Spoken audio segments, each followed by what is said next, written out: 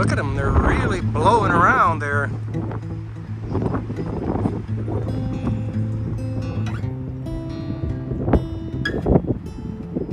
See them, they're all bent. Look at this. We're just about getting down to the nubbins here of our grain we have left. This is the last little barrel. I normally have several. And we're up to 5 scoops a day. 1, 2, 3, 4. I put the bucket right inside the barrel because inevitably you dribble a little bit out there, and then that encourages rodents to hang out, and we don't want that. So it's almost a full bucket. I don't know what that is. If you heat that up, it's maybe 1 liter. So, and we do this twice a day, so that means each calf has the opportunity to get 2 liters a day. And it depends, because it's a little bit of a survival of the fittest when you feed them. They keep that lid on there. Whoever can eat the fastest gets the most, is kind of how that works.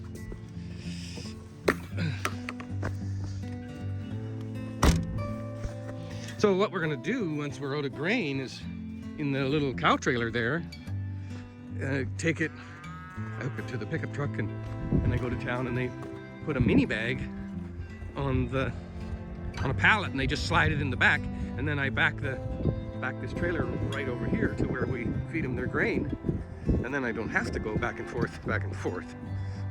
And then if there's any left in the spring, I put it in the barrels in the garage. That's how it gets in there. Are you ready, babies? Is it breakfast time? There's a strong wind out of the south today, and it's just hovering just slightly above freezing, but like 1 or 2 degrees above freezing.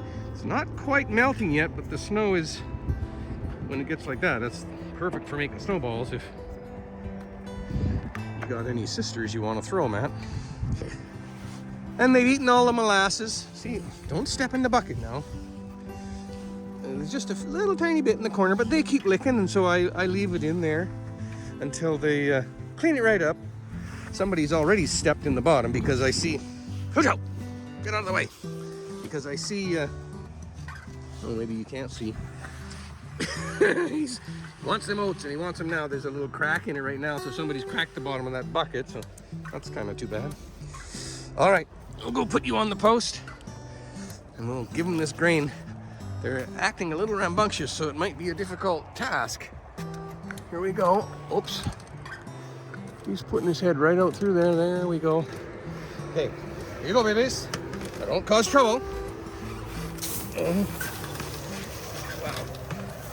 Sometimes he gets his head in the bucket, and then he pins the bucket down onto the grain trough, and you can't get the bucket back. He just holds it down there. He's practiced. He learned how to do it.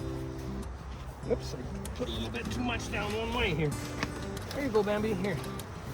Get out of the way. There you go. Have some. It's not a lot, but it's just enough grain to bump up their protein intake.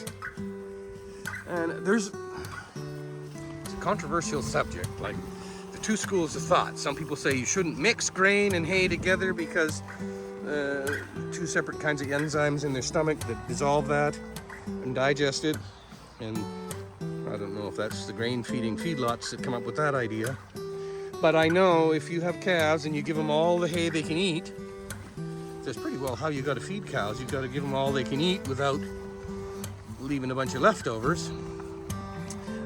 If you just feed cows straight hay, or calves straight hay, and then no grain, it's hard on them because they're going through a major growth spurt right now at this age, and winter comes on and they don't get the nutrition of fresh green grass, and so it's difficult to keep the condition of the calves up. You can see they get the tail sticking up, and you can see the little points here. A little bit tough because their hair is pretty fluffy, but here you can see on Stella here, if you look there, You can see, right? It's in a little bit, and you can see her points poking out. It's all about grading beef, and when she gets fat, you'll see that there's that dip at the tail there. It won't. It'll be round. In the spring, when the green grass comes up, you'll see she'll round up a bit. It's hard for them through the winter to get enough nutrition out of straight hay to gain. Once the cow's finished growing, I've got some cows like that Dottie's line, or Dot's line, her great-great-grandmother. That line, they really do well through the winter. I don't know why, but if they get fed with the rest of the cows, and the rest of the cows are just barely maintaining their condition, and the dot line, the D line, they'll come out the other side roly-poly. And so that's a genetic thing too, that, you know, ranchers and cattle breeding people have to pay attention to. Like, if they, you know, you have to give them absolutely premium food all the time to maintain them, that's not so great if you're running them on the range, or, you know, typical ranching stuff. Or if you're feedlotting straight away and you can give them stuff like silage and grain and all that stuff so that they have a rich diet, then you need a different breed of cow, right? But in my experience, because the Dottie line, the dot line, the D line, in my cows, they have a fair bit of shorthorn, and that's why they get the speckles and stuff. They don't have to have a pampered pasture to do well. Anyway, we're gonna go, off we go to feed some hay. Finnegan opted not to come with me today. I don't know what, he got a bunch of bones and he ate them all, and now I think he's got a stomachache or something. So he's took the day off sick. Hello, Dot. Dots. There she goes. Yeah, you see? You can see she's got some bones sticking up here, and you give them all the hay they can eat. This one, you can feel she's a little bit more squishy. And between this hip point and the backbone, you're okay. Quit your bouncing. Oh, she's just not getting the grain. And in between the backbone and this bone that sticks up here, you feel how squishy it is. And Cujo, he's always had a pretty good appetite, and that's where you can measure it, right? And it gets round when you get a steer fattened up one. Then they get nice, and so you can tell just by feeling. You know, you give them a little squish, and some are more padded. Others, this one's a little bit more padded than this one. This one's a little more firm. Cujo is the most padded of all. And look here on the thigh, right? They are. Are you all done? Cranko? Are you all done? Oh, got an itchy head, eh? Okay, here you go. Right there. There's a little dip in behind. They got a bump on the front, and then there's a little dip behind. Oh, I'm trying. Boy, she's cranky. There.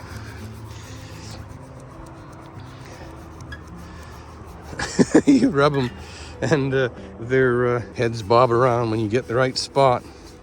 Tongue starts licking.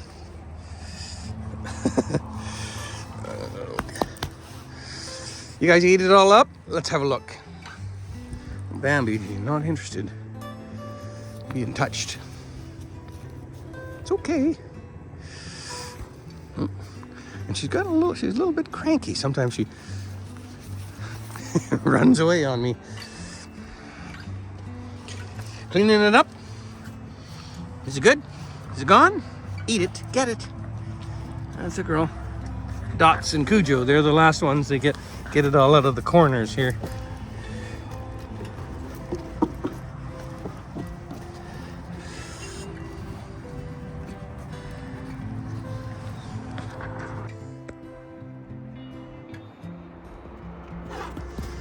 Oh, that's a boy. Did you do it? Good job. Yeah. Finny.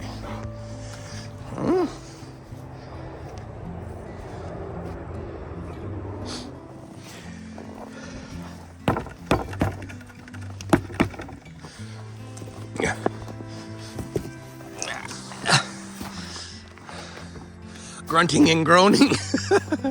Yeah. Trust me, if you're not old yet, you'll know what I mean in a few years. Look at the hay is going down. Slowly, slowly, they're getting it eaten away. We don't have to tuck the pitchfork up underneath anymore. It lives under here. There, you see, that's the end of the old hay. Nasty looking thing. And this is all fresh from this year. The pile was just a little bit here. Some of the ones on lower down are nice, but up near the tarp, on the top of the tarp, during the summer, condensation happens or something. So sometimes the top bales aren't that great either. Oh, look at you guys. You haven't eaten very much, but we'll fix you up. Here you go. Have that one. Yeah. Careful when you get poked in the eye. We got quite a pile here to clean up.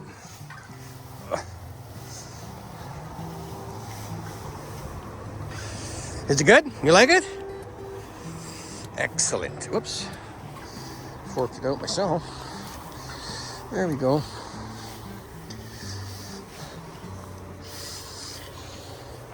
Is it good? Say hello to your friends on the internet, Stella. No? Stella. She's getting quite to, I call them pet me cows. She'll actually come around and stand beside you, like maybe if she's lucky you'll pet her.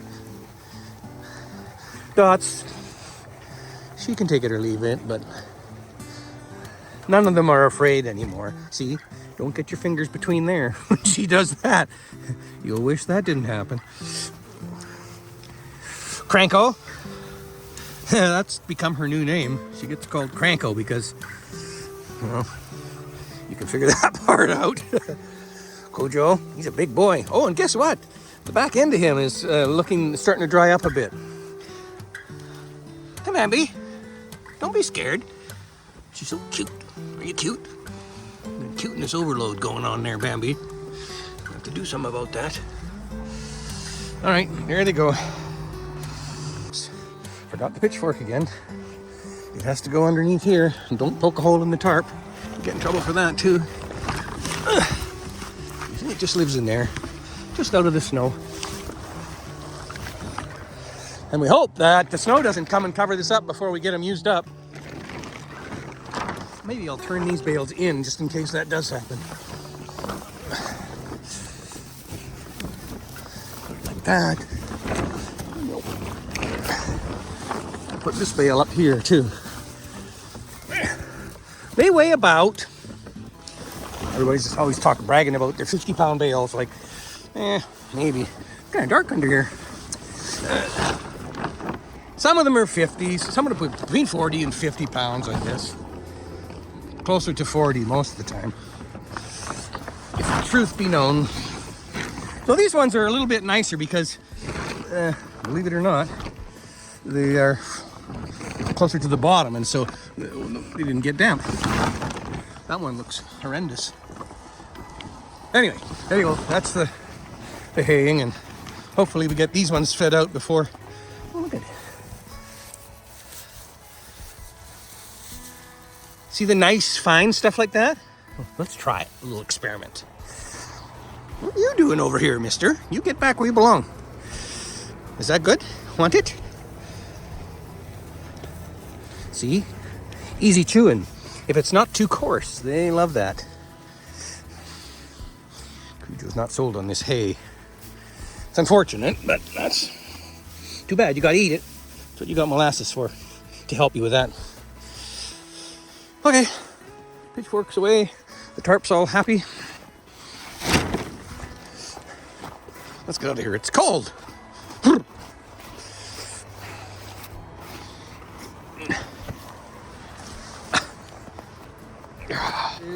This is Bambi, and she decided that I should scratch her on the backside. Look at that, eh? Huh.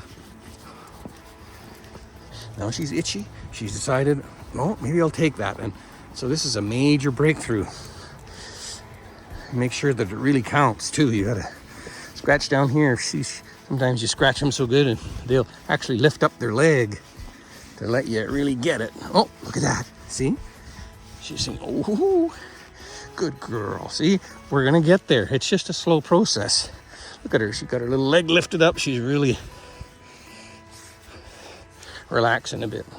I can see she's a bit tense. She's ready to spring away just in case I decide to bite her or something. Are you liking it? Are we gonna get there, Bambi? Huh? Good girl. Yeah. And then she's like, oh, well, that was sure nice. And next time we'll a little bit more. Look at her licking her little tongue. There you go.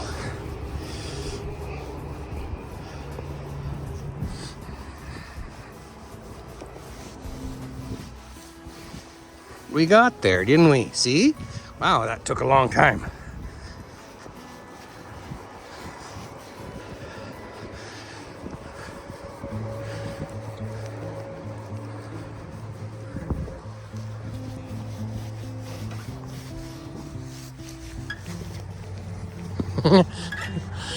Good girl.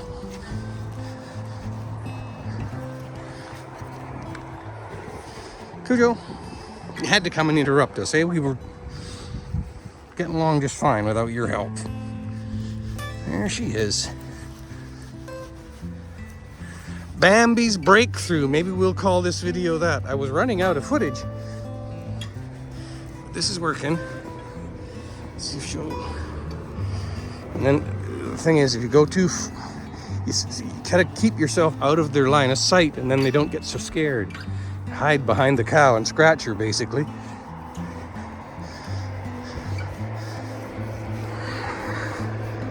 And her tail's itchy. That was our ace in the hole. Let's see if I can scratch. No, see, if I get too close to the front of her, she gets panicky. So there we go. Bambi's breakthrough. Ha ha, we won. That was pretty nice when I was scratching. You want some more? I can help you if you want. See, she's got white on her underside. Her mother's name is Bliss. And the Bliss babies have a little bit of short horn in them way back too. Okay, there you go. But you just, I don't know why, but if you go too fast towards the front, then she gets panicky again. So I stand, see, she's looking from that side and I'm standing over here. And then so, they're simple creatures. They don't, if you stand broadside to them, then it's too big, it's scary. But if she can't see you, she's just mostly feeling.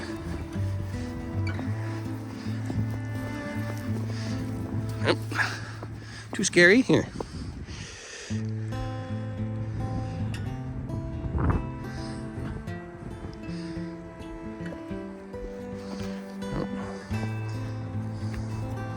All right, that's enough. Then you're good.